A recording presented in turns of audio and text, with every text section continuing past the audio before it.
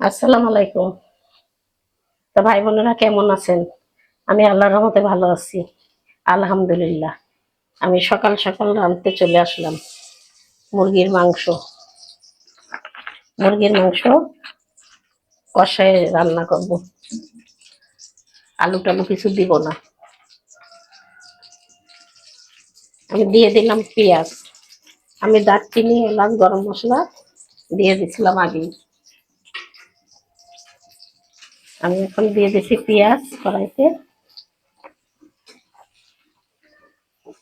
এখন একটু লাল হোক, তেজপাতা দিয়ে দিছি,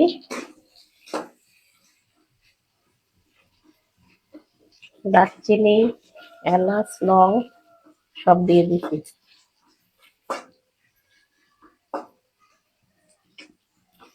পেঁয়াজটা একটু লাল হোক।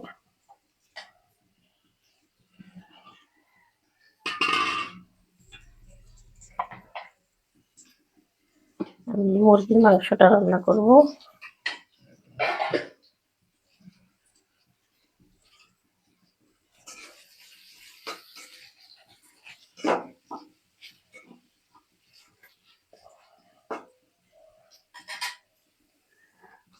আমি দিয়ে দিই স্বাদ মতো লবণ।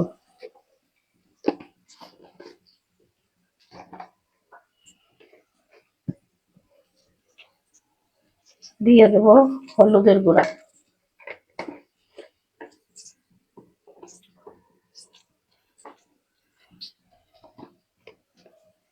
দিয়ে দেব জিরার গুঁড়া।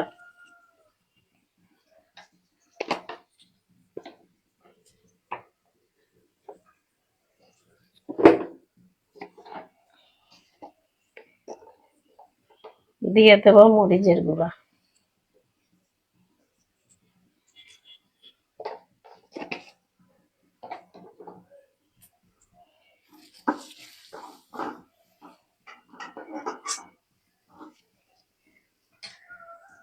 এবার দিয়ে দেব আমি আদা রসুন।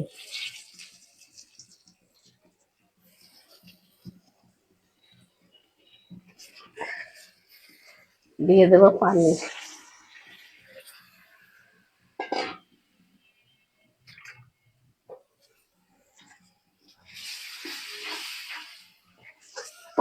আমি এখন মশলাটা কষাবো।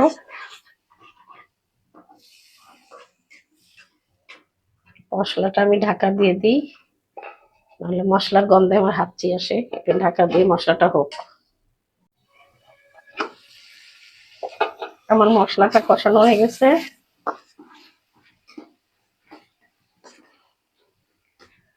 দেখেন কত সুন্দর লাল হয়েছে।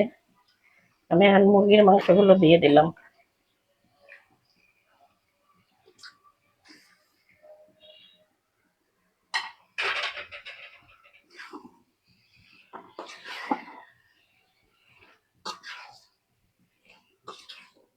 মুরগির মাংস কষানোর জন্য আমি দিয়ে দিলাম হাঁড়িতে।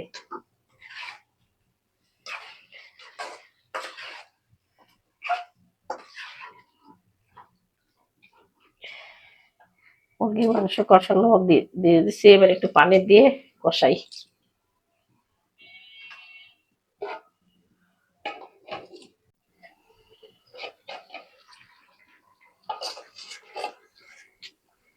মুরগির মাংসটাই আমি পানি দিয়ে দিছিলাম, পানিটা শুকাচ্ছে না সহজে কষানো।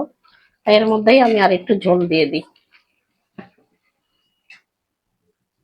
যেহেতু মশলাটা তো ভালো করে কষাই নিছিলাম, এই জন্য সমস্যা হবে না। আমি একটু ঝোল দিয়ে দিলাম একটু।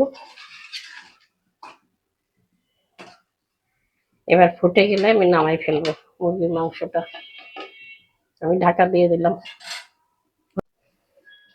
তা আমার তরকারিটা হয়ে গেছে, আমি নামিয়ে ফেলছি তরকারিটা। এই যে দেখেন কত সুন্দর হয়েছে। তা আপনাদের যদি ভালো লাগে লাইক কমেন্ট শেয়ার করবেন। আমি এখানেই শেষ করলাম। আল্লাহ হাফেজ।